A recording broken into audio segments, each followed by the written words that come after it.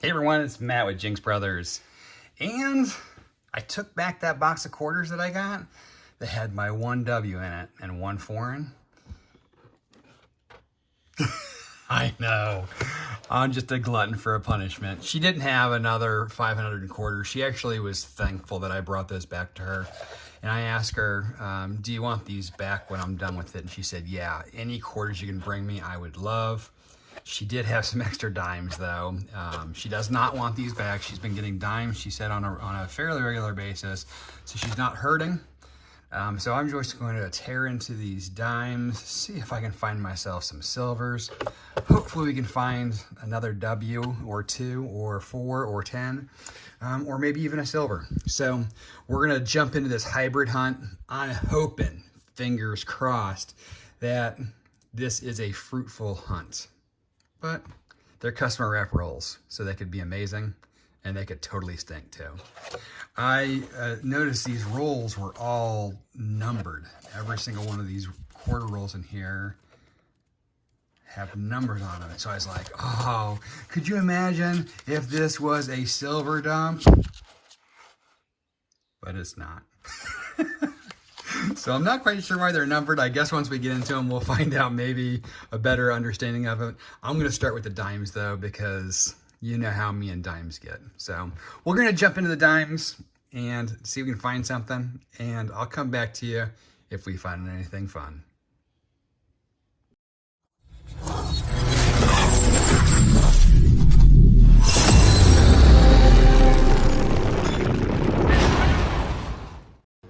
Alrighty, we got through our $200 in dimes. And we got a pair of silvers. Whoa, a runaway silver at that. Both of them were 1964. I didn't check the mint marks. Got a Philly and another Philly. So we got two 1964s from Philly. 2 silvers out of 200 bucks, which is less than a box. I'm pretty stoked. And we didn't end up in any garbage either. We had no foreigns, we had no pennies, no weird stuff in there. And for customer reps, that is a win-win-win. So I'm gonna organize these quarters based on their numbers. So I can try to figure out what these numbers may or may not mean. So I'm gonna get them lined up here and we'll run through the quarters. Alrighty, just want to give you a quick update on these dates, or these numbers, I should say. We're missing 1 and 2. We're missing 8 and 9. We're missing 12 and 13. And then we go up to 34. So we're missing some of them. We had 3 that were blank, but they are the same kind of wrappers. So I'm not quite sure whether they just weren't numbered.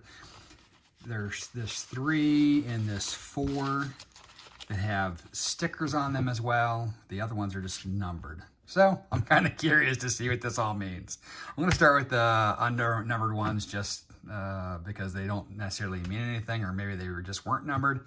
And then we'll start with wrapper number 3 and see if we can figure this puzzle out. First numbered roll. The first 3 rolls with no numbers produced nothing. First numbered roll, you can see the color difference there. We laid them out. 1964 from Denver. Silver quarter. Maybe I can find 1 per roll. That would give us 34 silvers. Would that be amazing or what? Let's figure out what these numbers mean. Well, I missed the edge on this one because with the customer rep rolls, it's tough to see the edges. This is roll 20, or this is number 23. I'm not sure which roll we're on. We're around 20 rolls in, I think, of the quarters. We've got ourselves a Bicentennial S silver. I saw it and I'm like, wow, that looks kind of silverish. And then you can hear it, man. That's before I even saw the S there. I don't know that I've ever found a Bicentennial silver before.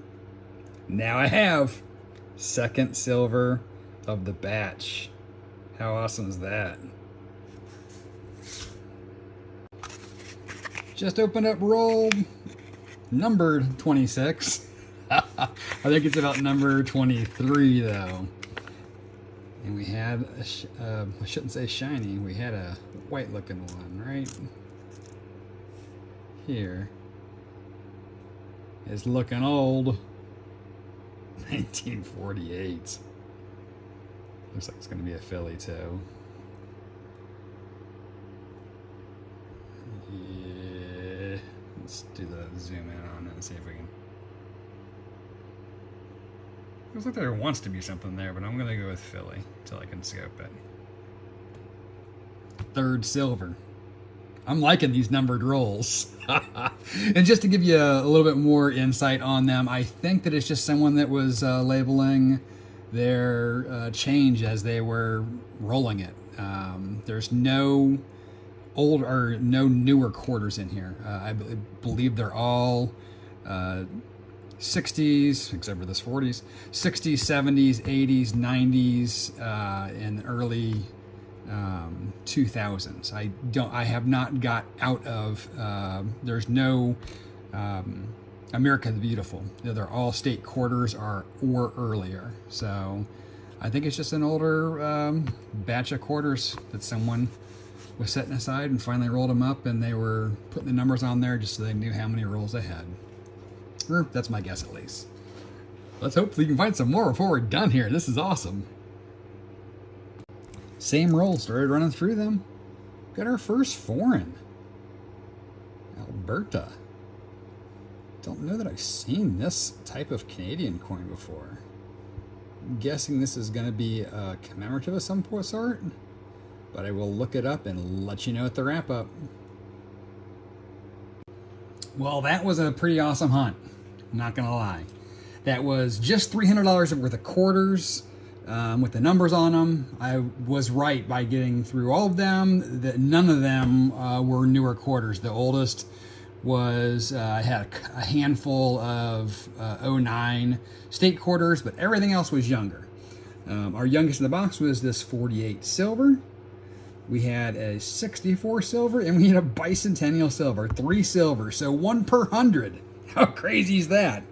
We had this Canadian that I still haven't looked up, even though I said I was going to. I'm a liar.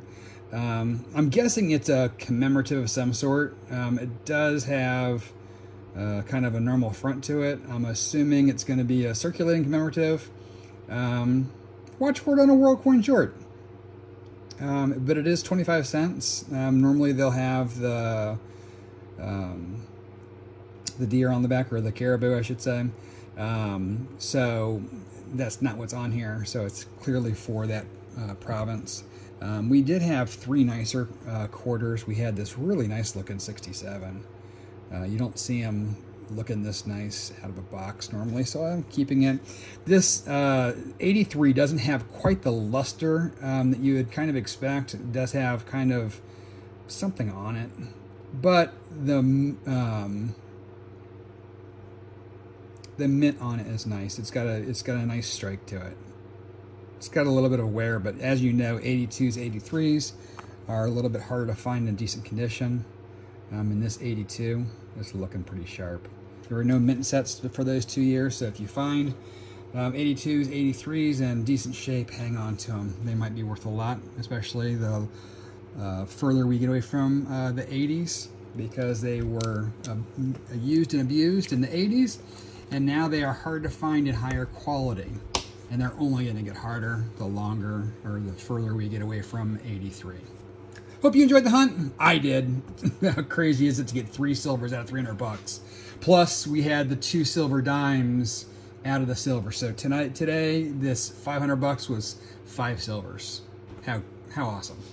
So it's so nice to be back in the quarters. And it was actually nice to be in the dimes this time, because I actually found something. Hope you enjoyed the hunt. Give us a thumbs up. Make sure to subscribe if you haven't already, and we'll catch you all in the next video.